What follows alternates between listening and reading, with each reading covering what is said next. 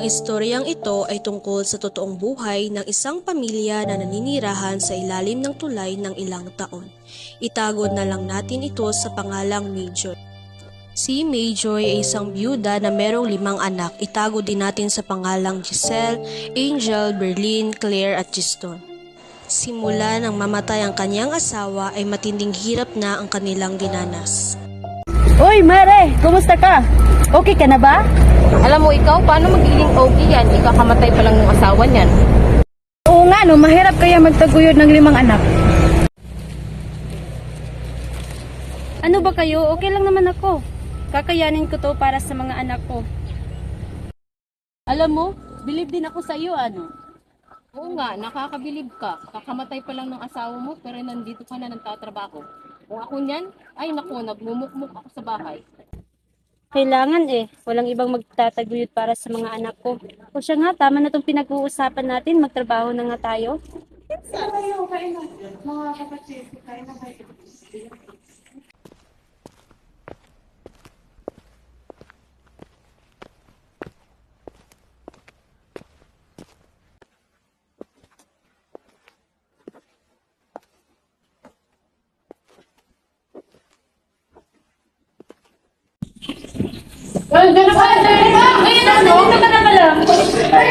Halika, kumain ka.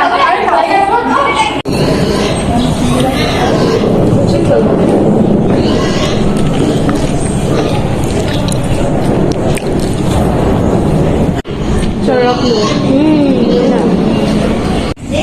Nay, may tira ka ba dyan pambili ng bagong cellphone? Ito lang talaga ang pera na kinita ko kanina.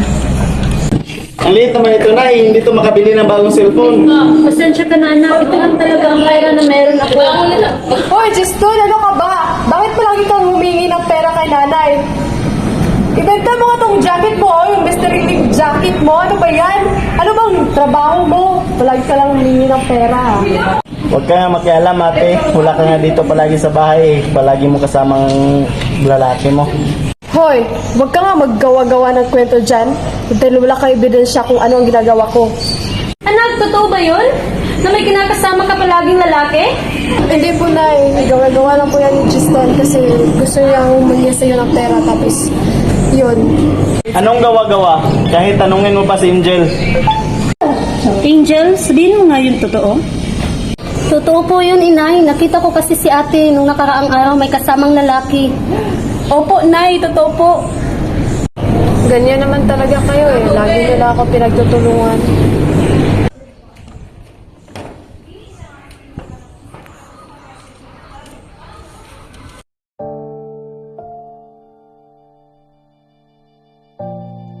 Habang tulog pa ang pamilya ni Giselle, naisipan niyang lumayas at pumunta sa Manila upang makapagtrabaho.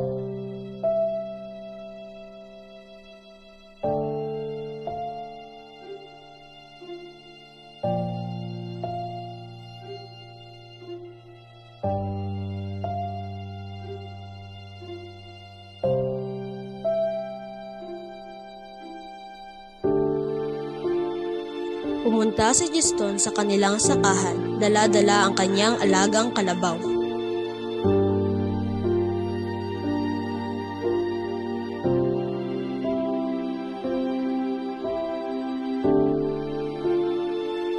Makalipas ang ilang taon, nakabalik si Giselle. Ngunit ang kanilang tahanan ay walang pagbabago sapagkat ang ipinapadala niyang mga pera ay winaldas ng kanyang mga kapatid pambili ng mga kagustuhang kagamitan.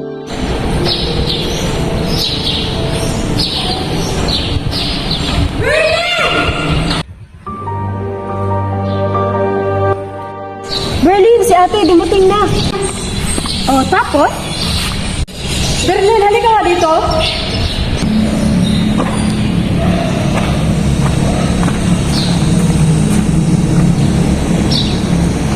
Berlin, saan ba si inay? Nangunguha ng gulay, bakit?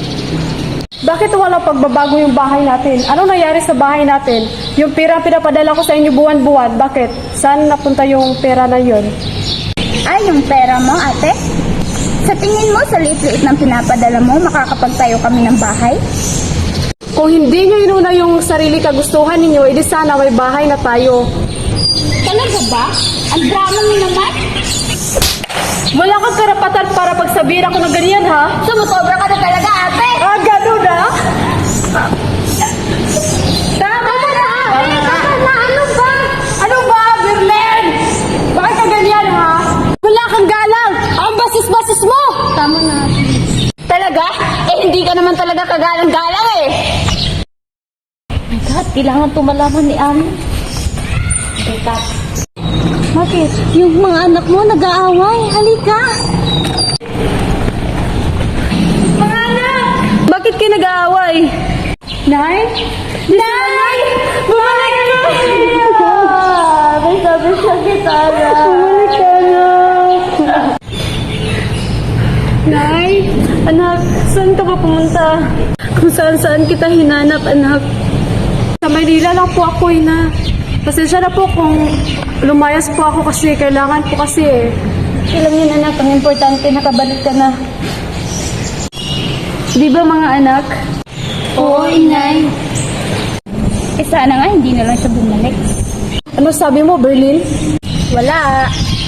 Wala, nanarinig kita. Eh, narinig mo naman pala eh. Nagtanong ka pa. Asama mo talagang kapatid! Tama na nga.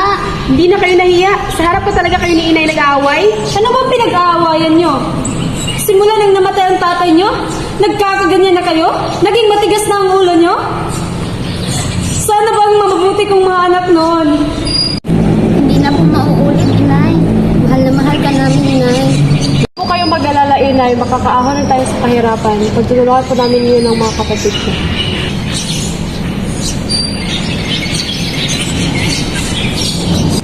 Maraming salamat mga anak. Mahal na mahal ko din kayo. Dahil ikaw Ang sakripisyo ng isang ina sa pamilya ay hindi mapagkakaila.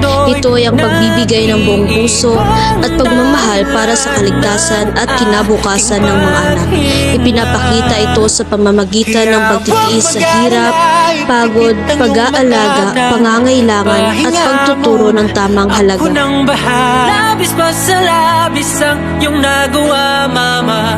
Pahinga muna, ako na